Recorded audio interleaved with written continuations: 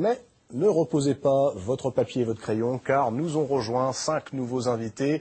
Et quoi de mieux pour clore en beauté cette 3e saison de la Grande Librairie que de convier des libraires. Vous savez, ceux-là même qui, tous les jours, se battent pour défendre la littérature, qui, tous les jours, fouillent pour trouver le petit bijou, la pépite, le livre qui va vous convenir. Pascal Thuot. Allez, je sais que vous adorez la littérature étrangère, mais enfin, vous lisez aussi des romans français. Alors, pour vous faire une confidence, en fait, moi, je m'occupe surtout de littérature française, mais bon.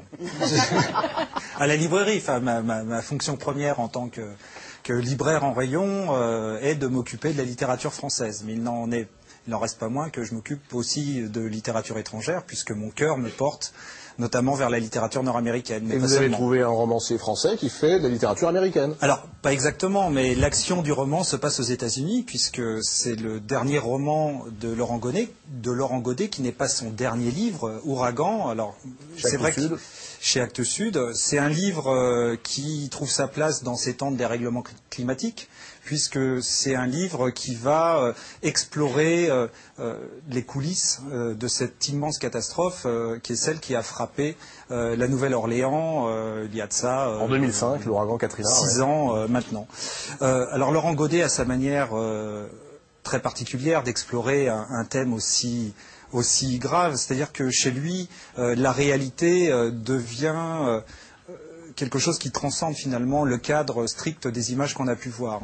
Le premier des personnages, qui est certainement l'un des personnages les plus marquants du livre, Joséphine Link Stilson, négresse depuis presque 100 ans, comme elle le dit, va finalement donner un rythme à ce livre qui est proche de la scansion, qui est proche du chant, qui est proche du blues. Il y a un chant, on a l'impression d'entendre un gospel. Voilà, il y a une musicalité permanente dans ce livre qui donne une couleur très particulière à cette tragédie qu'on va vivre. Et puis d'autres personnages, un tôlard qui va s'évader de prison, qui va avoir un destin assez tragique, et puis cet homme qui revient vers celle qu'il a abandonnée, celle qu'il a tant aimée, Rose, contre vents et marées à proprement parler, puisqu'il va aller contre l'ouragan jusqu'à l'endroit où il va retrouver cette femme. Et puis un révérend, manière d'ange de l'Apocalypse, qui va servir un peu de catalyseur à cette tragédie absolument fantastique. C'est intéressant parce que ça veut dire que les romanciers français sont capables, avec Blondel, avec Geoffrey, avec Godet, de s'emparer du réel, de la société, pour en faire des grands romans. Il n'y a pas que les anglo-saxons qui savent le faire. Ah mais ça, moi j'en suis intimement persuadé. Je pense qu'on dessert la littérature française. Je pense que les Français sont ceux qui desservent le mieux la littérature française. Mais aujourd'hui en France, et ça depuis de très nombreuses années, en fait on a des écrivains qui sont en train d'accomplir des œuvres. Et je pense qu'on s'en rendra compte dans quelques années. Aujourd'hui, les œuvres sont en marche. Et c'est vrai que chez Godet, et on s'en rend compte dans son dernier recueil de nouvelles, il y a une puissance narrative absolument formidable qui convoque à la fois la mythologie, mais en même temps tout ce qui fait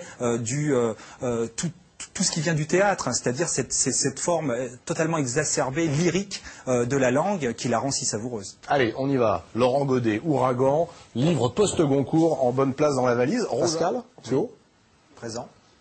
Alors, le livre, est-ce qu'il sera français, est-ce qu'il sera étranger? Écoutez, il sera étranger. Je vais essayer d'être à l'image de ma réputation. Donc, ce sera le dernier roman d'un jeune auteur américain qui correspond pour moi à ce qui se fait de mieux aujourd'hui en Amérique du Nord, Brady Udall, Le polygame solitaire, chez Albin Michel, qui raconte l'histoire d'un homme qui devient polygame mormon malgré lui. Il s'appelle Golden Richards. Polygame mormon. Oui, et malgré lui.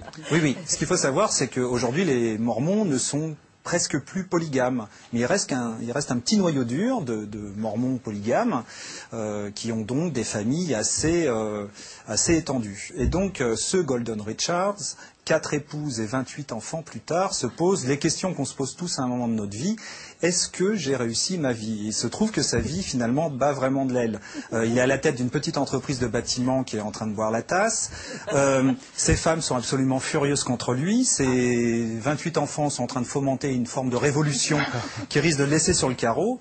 Et il est en train d'initier une petite relation clandestine. Voilà. Donc on en est là au début du livre. Première scène absolument hilarante où il rentre de son chantier dans le Nevada. Il est absolument rincé. Il a travaillé toute la semaine comme un dingue pour rien. Il arrive, il a la vessie sous pression, et là, le carnaval qu'ont initié les enfants, la fureur de ces femmes, font qu'il va avoir beaucoup de mal à aller aux toilettes. Et il va devoir faire ses besoins dans un placard, sous les yeux d'un petit chien, terrorisé et puni, puisqu'il a la mauvaise idée de faire pipi dans les godasses de l'une de ces 4 femmes. Donc en plus, c'est drôle, ironique. C'est très drôle. Ce côté caustique un peu à la Philip Roth, non, quand même. Alors, cette espèce de...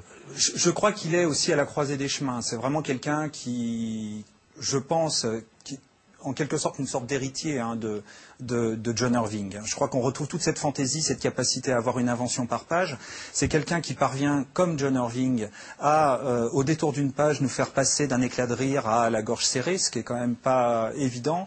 Et il y a une progression narrative absolument fabuleuse. C'est vrai que le livre, là aussi, est assez épais. 700 pages. 700 pages. Mais même remarque que celle de Mathieu de Montserrat, c'est intéressant, on est pris allez-y dans les gros romans, parce que absolument. À chaque fois, il y a un rebondissement jusqu'au bout. Voilà. Donc, un personnage magnifique de loser pathétique et en même temps très attachant, mais 4 portraits de femmes comme on en voit peu, de femmes qui se retrouvent prises dans un enchevêtrement familial et de règles communautaires absolument inextricables.